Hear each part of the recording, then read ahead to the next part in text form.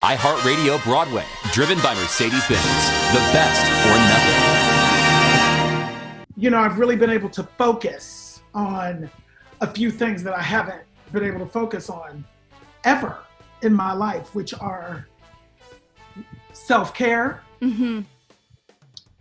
balance, and boundaries. Okay. In all aspects and areas of my life. I think that we're dealing with our emotions all the time. We're actors, and I think we're sensitive, and I think we have great compassion, and I think we're highly sensitive people, and I think our hearts go out whenever something is happening in the world that needs our attention. And there's a lot of things right now that need our attention. In some cases, we were lucky enough to be able to do that. On a couple of scenes that I had with Jessica, I was able to kind of FaceTime with her as we shot it, which kind of helped a little bit because I could kind of set up her face in the place that I needed it to be, so we could essentially play a scene in a way that would eventually get cut together, even though she had already filmed her footage separately. So those kind of discussions made little scenes easier. But for example, like Jared and I didn't interact at all. Ever. For the entire process. I don't even know what your songs sound like until I watch them. I don't even know if you sing. I know nothing about what you're doing. That's basically it. I mean, what's fun about it is that the physical reality that everyone was living in at the time is, you know, how they came up with this concept in the first place. Like, what would justify each person acting in their own separate room? And it's like, oh, well, if there's a murder, you have to be questioned in your own room. Like, you know, everyone gets in their own isolation all in one night. And so it, you know, it was a really clever idea, and it was actually possibly executed because, you know, we were all in our own space. But like little stuff like you're looking left of the camera, you always look right at the camera, and so it really looks like everyone was in the same room, especially when we're being interrogated by our detective Justine Case, played by Jessica Keenan-Wynn. But sort of my advice, I guess, is as an actor, we've never arrived. There's always something to learn. And if there's an opportunity to do it again, this is a great time to deepen it, right? To go do the work and see how, like, you can lean into the character and do the backstory. Because if you're going to be a lifer as an actor, this isn't over. It doesn't end with closing night. It keeps going. So this is an opportunity to lean in and say, how can I get better at these songs, better at these dance moves, better at these scenes, do a backstory for Elle, take the opportunity to use the time that you didn't have. But you've also been really busy during quarantine with a lot of projects. Yeah. It's kind of crazy. I think like all the projects that I've been kind of working on have been coming out this year. So it's kind of like celebrating all, like, you know, the hard work of the past couple of years. And, you know, it all coming out this year in, you know, in this crazy times, and, you know, figuring out how to celebrate and, you know, really take in these big moments, you know, while we're in a pandemic. So, I'm truly grateful that, you know, I have, you know, some of these highs at the moment, and just to have something to celebrate right now. All the feelings that we might be feeling, wanting to celebrate, wanting it to feel like Christmas is past, and what are the parts of it that do feel like that, but that are a little, just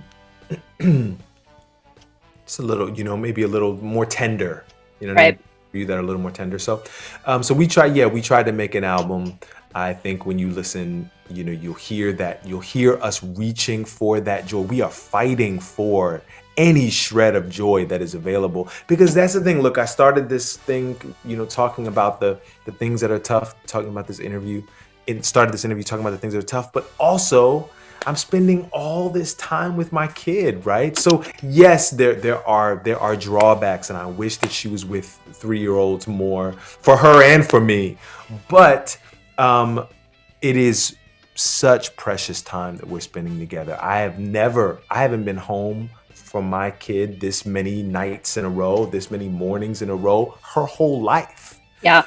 I've never made her breakfast and made her dinner this many nights in a row. That's special. I read her a story. We read her, books every single night. So, so it's reaching for the light, clinging to any shred of joy that is available to you right now, and also making room for those tender spots. We do Old Lang Syne, and which is glorious. Thank you. I just tell you, I told you privately before this interview started, it is so freaking amazing. It is so good. And I feel like the only person that can have a Christmas album that is called A Fierce Christmas is you, sir. Literally. Well, thank you. Oh my gosh. I love Christmas and holidays and all the things. Like I've been always obsessed with that since I was a little boy. And for P.S. I've been, people have been trying to get me to do an album for a long time. And my husband has been pushing me. He's like, this needs to happen. It just needs to happen. I mean, he was, we were like, okay. One of the coolest things about it is that in the movie, anytime Daniel Hillard runs into the other room and then emerges 18 seconds later as Mrs. Doubtfire, it's exciting, but we all know in a compartment of our mind that the director yelled cut and Robin Williams went into a trailer for 5 hours in that 18 seconds. When we've got 18 seconds, we've got 18 seconds. So the stakes are immediately higher than the movie because the audience is watching me transform and sweating with me and looking at their watches going, he's not going to make it. He's not going to make it. When you're dealing with farce, which that style of comedy, stakes need to be high for it to be hysterical. And the stakes are never higher because what you're seeing is happening in real time. And that goes for every aspect of theater, right? That's what makes it so exciting, is that it's happening in front of your eyes. So when you're doing something as insane as a full transformation from a 37-year-old guy to an elderly Scottish woman in 18 seconds, and the stakes are so high because I'm not just fooling strangers, I'm fooling my family. The transformation needs to be convincing enough that I can look my ex-wife or my children right in the eyes and then not know it's me. It had to be that convincing. We were very, very young at the time, and it was like a huge deal that Tim took a risk on us. And it was like, if not our first, one of our first, but I think our first like professional job that we ever. Yeah, it was definitely the first one that we got, that we were considered for, that we signed on for, quote unquote. And they definitely, Tim and the producer were taking a big risk on us. Tim gave us, we had to audition, which was totally cool, and that was the name of the game at that time. And so Tim gave us some script pages and some song, like a song idea here. This song, here's the opening number. Here's a song for James to sing, and it was sort of up to us to audition. So we went away and wrote a couple songs, and then came back and we made a track for them and like performed them with just singing our hearts out, like our brains out, like two crazy people. I think we probably did maybe a Spiker and Sponge song too. You might have given us a lot of assignments. As I'm now looking back on it, it was a really I think heavy you were like, workload. hey, come back in a week and write 3 original songs with full backing track. This man is a taskmaster. Well, I had the arts bug when I was 3 years old, and I started as I wanted to be a dancer, and that was my big thing. And I saw all the ballets. I was like, this is the thing I want to do.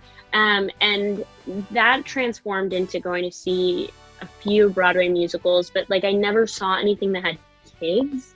I saw Beauty and the Beast, and then I saw Chicago and Rent. There was no children, and so I thought it was the same thing of you have to be an adult to do this. And then I saw The Lion King actually, and that was the first time I saw a kid on stage and saw such a diverse cast and just so many people who look like me that I was like, that's what I want to do. There it is. I found it. And I remember walking out of the theater and telling my mom, that's what I want to do. I want to be in The Lion King. And she was like, if you can figure that out, go for it. I'm here to support you, but I don't really know what to, how to get you there. And so, yeah, I found an audition, and my parents were super supportive and took me, and that kind of changed my life and the trajectory of what I was going to do with my life. Just basically trying to remind myself that this is not going to last forever. There will be theater again. It might feel different. I'm not sure, what it's going to look like, because maybe I'll look out from the stage and everyone's going to be wearing masks and I won't be able to see them laughing and smiling, and that will be a change. But I'm just keeping the faith that we will be able to perform again, and hopefully when that time comes, there's going to be a lot of new stories that have been written during this time, and also just new people are going to be so fresh in their yearning for connection that I am guessing the audiences are going to just feel even more open to whatever stories that they're being told, and more excited for new material. I think it's absolutely wonderful. And he's not alone in it either. I mean, the National Theatre here are doing the same thing. They're streaming lots of plays and musicals and works that they have recorded. The English National Ballet are doing the same. The Royal Opera House are doing the same. And of course, Andrew is doing it as well with musical theatre. And I think it's fantastic that that everybody has kind of thought, let's do this. Let's give the public something to watch. And I mean, it's just amazing, and it's wonderful because you can set your time. You've got 48 hours to be able to, hook into this, and I think it's the right thing to do. I think it's fantastic that they've come up with the idea, and since we've got all this digital doodah to be able to entertain ourselves, I mean, why not?